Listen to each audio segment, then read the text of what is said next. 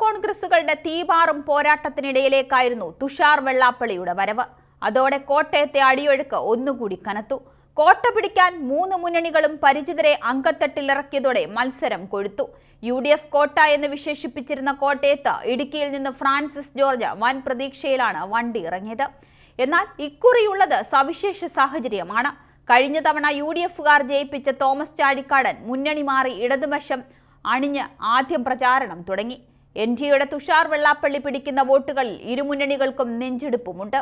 കോട്ടയം മുമ്പെങ്ങുമില്ലാത്ത വിധം കലങ്ങി മറിയുകയാണ്. ജോസഫ് ഭാഗങ്ങൾക്കിടയിലുള്ള തർക്കങ്ങൾക്ക് ഇവിടെ ബലം കാട്ടുക ഇരു കേരള കോൺഗ്രസ്കാർക്കും ജീവൻ മരണ പ്രശ്നവുമാണ്. കോട്ടയം ജില്ലയിലെ കോട്ടയം, പുതുപ്പള്ളി, പാല, ഏറ്റുമാനൂർ, കടുത്തുരുത്തി, വൈക്കം, എറണാകുളം ജില്ലയിലെ പിറവം നിയമസഭാ മണ്ഡലങ്ങൾ ഉൾപ്പെടുന്നതാണ് കോട്ടയം പാർലമെന്റ് മണ്ഡലം. ഏറ്റുമാനൂർ, വൈക്കം ഒഴികെയുള്ള മുഴുവൻ നിയമസഭാ മണ്ഡലങ്ങളും UDFനൊപ്പമാണ്. 17 തെരഞ്ഞെടുപ്പുകൾ നടന്നതിൽ 11ലും UDFനായിരുന്നു നേട്ടം. എന്നാൽ UDFന്റെ പ്രതാപകാലത്തും കോട്ടയം ഇടത്തോട്ട് ചാഞ്ഞിട്ടുണ്ട്. സുരേഷ് കുറുപ്പിലൂടെയാണ് 4 വട്ടം കോട്ടയത്ത് ചെങ്കൊടി പാറിയത്. 1984-ൽ ഇന്ദിരാ തരംഗത്തിലും LDFനൊപ്പം നിന്ന ചരിത്രവും കോട്ടയത്തിനുണ്ട്.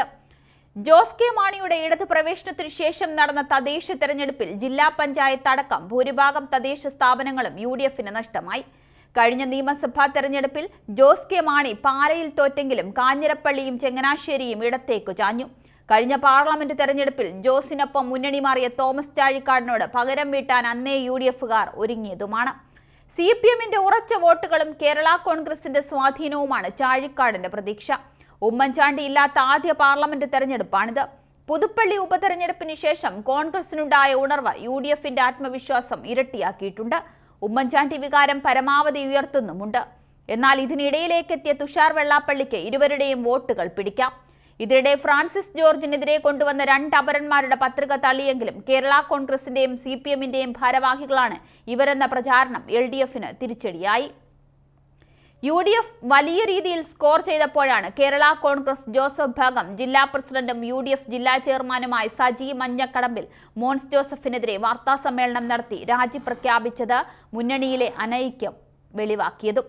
12 ലക്ഷത്തിലധികം വോട്ടർമാരുള്ള കോട്ടയത്ത് സാമുദായിക സമവാക്യം നിർണായകമാണ്. ഈഴവ, നായർ, ക്രിസ്ത്യൻ വോട്ടുകളാണ് വിജയികളെ നിർണയിക്കുക.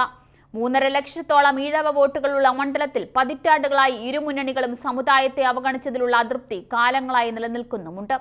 തർക്കം പരിഹരിക്കപ്പെടാത്തതിനാൽ ഓർത്തഡോക്സ്, യാക്കോബായ വിഭാഗങ്ങൾ സ്വീകരിക്കുന്ന നിലപാടും നിർണായകമാണ്. റബ്ബർ വിലയിടവ് എന്നും ചർച്ചയാണ്. റബ്ബറിന് 250 രൂപ തറവില പ്രഖ്യാപിച്ച് അധികാരത്തിലെത്തിയ LDF സർക്കാർ ചെറുവിരൽ അനക്കാത്തതും വില കൂട്ടാനുള്ള കേന്ദ്ര ഇടപെടലുകൾ ഇല്ലാത്തതും കർഷകരെ ചൊടിപ്പിക്കുന്നുമുണ്ട്. രാഷ്ട്രീയത്തിൽ ആജന്മശത്രുക്കളോ ആജന്മമിത്രങ്ങളോ ഇല്ലെന്നത് അക്ഷരാർത്ഥത്തിൽ കോട്ടയം കാട്ടിക്കൊടുക്കുന്നു. കഴിഞ്ഞ തവണ പരസ്പരം മത്സരിച്ച തോമസ് ചാഴിക്കാടനും VN വാസവനും ഇക്കുറി ഒരേ മുന്നണിയിലാണ്. ചാഴിക്കാടിന്റെ തെരഞ്ഞെടുപ്പ് പ്രചാരണത്തിന് ചുക്കാൻ പിടിക്കുന്നതും വാസവനാണ്. കഴിഞ്ഞ തവണ NDA സ്ഥാനാർത്ഥിയായിരുന്ന PC തോമസ് ഇക്കുറി UDFലാണ്. മത്സരിക്കാൻ കഴിയുന്ന ഏറ്റവും മികച്ച സ്ഥാനാർത്ഥിയായാണ് LDF ഇറക്കിയത്. സൗമ്യത മുഖമുദ്രയാക്കിയ ചാഴിക്കാടിന്റെ ജനബന്ധവും MB ഫണ്ട് ചിലവഴിച്ചതിലെ മികവുമാണ് പ്ലസ് പോയിന്റ്. സംസ്ഥാന സർക്കാരിന്റെ നേട്ടത്തിനൊപ്പം CPMന്റെ വോട്ടുകളും സഹായിക്കുമെന്ന് ചാഴിക്കാടൻ കരുതുന്നു. നെഗറ്റീവുകളില്ലാത്ത ഫ്രാൻസിസ് ജോർജിന് മുൻ MB എന്ന നിലയിലെ പ്രകടനമാണ് കരുത്ത്.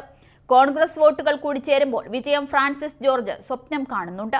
മോദിയുടെ വികസനവും കോട്ടയത്തിനൊരു കേന്ദ്രമന്ത്രി എന്ന പ്രചാരണവും വ്യക്തിബന്ധങ്ങളും തുണയ്ക്കുമെന്ന് NDA കരുതുമ്പോൾ അടിയൊഴുക്കുകളിലാണ് തുഷാറിന്റെ പ്രതീക്ഷ. കോട്ടയത്ത് പടിപടിയായി വോട്ടുയർത്തുന്ന NDAക്ക് അനുകൂല ഘടകങ്ങൾ ഏറെയുണ്ടെന്നാണ് വിശ്വാസം.